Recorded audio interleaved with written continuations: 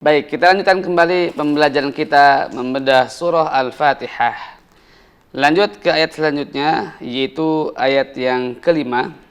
Dengan ayatnya, bunyinya Iyyaka na'budu wa iyyaka nasta'in.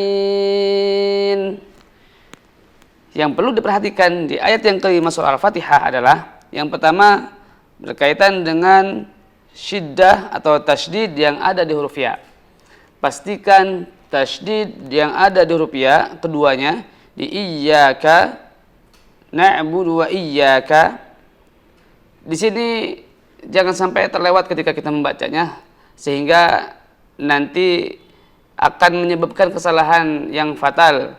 Misalkan contohnya tidak terbaca iyyaka na'budu wa iyyaka nasta'in. Nah, ini kesalahan yang pertama yang biasa terjadi. Yang kedua yang harus diperhatikan, ini masih di kata iyyaka. Tidak ada, selain tidak adanya tasydid, memanjangkan mad yang ada di hamzah, seolah-olah mau mentasydidkan tapi menjadi panjang. Contoh misalkan iyyaka na'budu wa bukan ditekan dengan menandakan tasydid tapi dipanjangkan. Iyyaka bukan iyyaka. Nah, ini juga menjadi sebuah kesalahan yang harus diperhatikan di huruf ya yang bertasydid. Selanjutnya, masih di kata ini yang sering terjadi ialah terlalu memanjangkan mad dhabi'i yang ada di huruf ya. Iyyaka na'budu wa iyyaka nasta'in. Nah, ini merupakan sebuah kesalahan yang harus dihindari karena di sini mad dhabi'i harus ditempatkan dua harokat. Iyyaka na'budu wa iyyaka nasta'in. Selanjutnya di kata na'budu. Di kata na'budu di sini yang perlu diperhatikan ialah yang pertama berkaitan dengan menyempurnakan harokat. Na'budu harokat dhammah di huruf ba, di huruf dal, nyambung ke huruf fathah di huruf waw. Na'budu wa iya. Hati-hati selanjutnya memanjangkan huruf dal karena di sini tidak ada mad, tidak ada waw sukun, sehingga dibacanya iyyaka na'budu wa iyyaka. Nah, ini suatu kesalahan yang harus dihindari. Hati-hati dibaca panjang di dalnya, dibaca pendek sebagaimana seharusnya kita baca. Seperti contoh yang tadi sudah dicontohkan. Mari kita ulang lagi untuk mencontohkan di ayat yang kelima. Iyyaka na'budu wa iyyaka nasta'in. Nasta'in. Sekali lagi.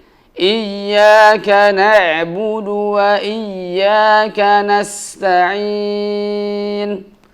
Baik, nah ini hal-hal yang perlu diperhatikan terkait dengan surah Al-Fatihah ayat yang kelima. Sekarang silahkan Bapak Ibu semuanya, saudara-saudaraku untuk mencoba mempraktikkannya. Persilahkan.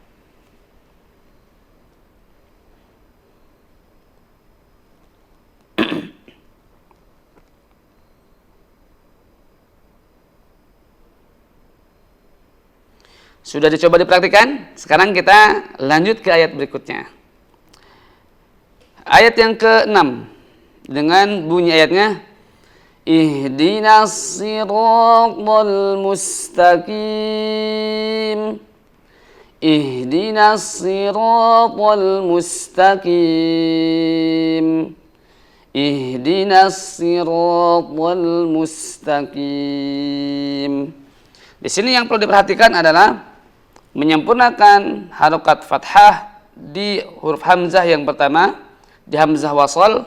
Kalau kita temukan di mushaf yang versi Madinah tidak dituliskan harokat kasrohnya, tapi melainkan menggunakan tanda silah atau menandakan bahwa hamzah tersebut bukan hamzah asli tapi hamzah wasal. Nah, ini kita harus mengenali setiap tanda yang ada di mushaf.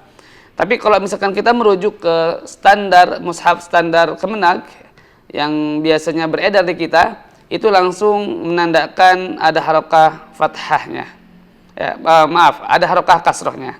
Nah, ini yang harus diperhatikan.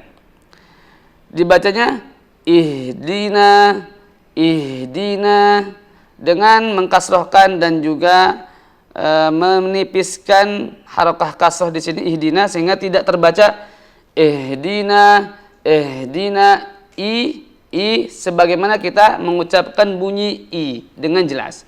Ihdina. Selanjutnya, selain daripada huruf hamzah yang kita perhatikan ialah di huruf nun yang dia nanti akan bersambung ke huruf shad dari kata as-sirat. As-sirat.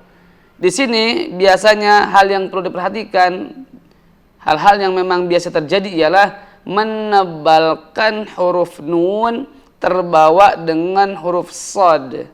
Misalkan terbacanya ihdinas, ihdinasi, ihdina, Nah, suara mad di huruf nun di sini, di huruf nun ini menjadi lebih tebal.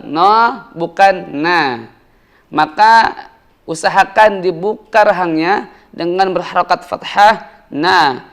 Ihdina, ihdina. Masuk ke huruf shad di kata as-sirat. Ihdinas siratal mustaqim. Ihdinas sirata nas-sirata as-sirata. Nah, di sini yang perlu diperhatikan. Selanjutnya, huruf shad tentunya harus diusahakan dijaga ketebalan ketika dia berharokat fathah ataupun kasrah ataupun dhammah. As-sirat. Karena biasanya di sini tertukar kalau masih yang kesulitan mengucapkan ketebalan huruf shad, lebih baik langkah pertamanya ialah ditipiskan terlebih dahulu daripada tertukar dengan huruf shin. Contohnya misalkan ihdinasy, ihdinasy. Nah, ini sebuah kesalahan yang cukup fatal, maka harus dihindari. Lebih baik ditipiskan terlebih dahulu. Ihdinasy, ihdinasy, masih ada di rahang tipis. Sekarang kita coba menebalkan rahangnya sehingga menjadi lebih tebal. Si. Jadi si yang tipis menjadi si.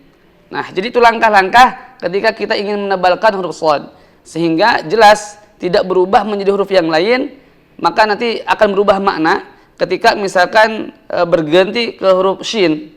Tapi ketika mengucapkan huruf shin di sini, karena di sebagian riwayat atau di sebagian qiraat ada yang memakai huruf shin, ini cenderung lebih aman ya. Ketika kita menggunakan riwayat Hafs dan Asim, kita belajar mengucapkan ketebalan huruf shad dimulai dengan huruf tipis. Tapi kalau bagi yang sudah bisa, maka tepatkan huruf shadnya sirato. Nah, di sini semuanya berada pada kondisi tebal. Di huruf shad, huruf ra dan huruf ta. Maka di sini yang perhatikan ialah masih dalam rahang yang sama, rahang tebal. Sirata.